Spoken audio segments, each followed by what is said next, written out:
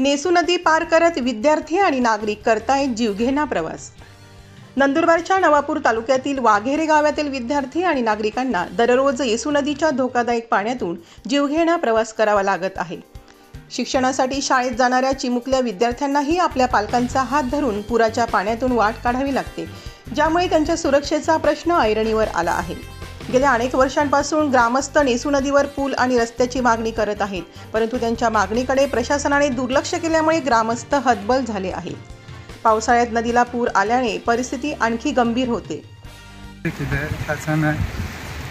आमाईज मांगड़ी है का पोरा सादा मतलब ओद पानी आ जाए तो निगनो वो पोरा है हम रोज दे होता ली होता कमल का जलना जाता हम कई कहना रहा है पानी में सती होता पानी होता पानी हमने निकता हम फुल मंजूर भी जाए तो हर वगैरह वस्तू वाला हमें विद्यार्थ्यांना शाळेत जाण्यासाठी नदी ओलांडून जीव धोक्यात घेऊन शाळेत जावं लागतं।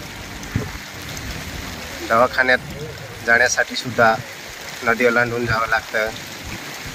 किराणा बाजार काय करण्यासाठी गेले तरी नदी ओलांडून जातं। पुढील एक गोष्ट असं आहे की हे आता पाणी कमी आहे, नदीला पाणी कमी आहे त्याच्यामुळे, नाहीतर याच्यापेक्षा जास्त नदीला पूर आला तर सर्व संपर्क सुटतो लोकांशी याचा। तर शासनाने लक्ष घालावे।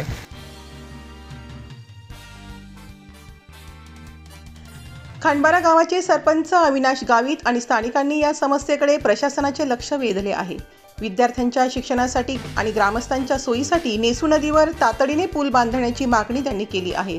या जीवघेण्या प्रवासातून लवकरात लवकर सुटका मिळण्याची अपेक्षा ग्रामस्थ करत आहेत। आदिवासी जनजागृती न्यूज चॅनल धडगाव, नमस्कार।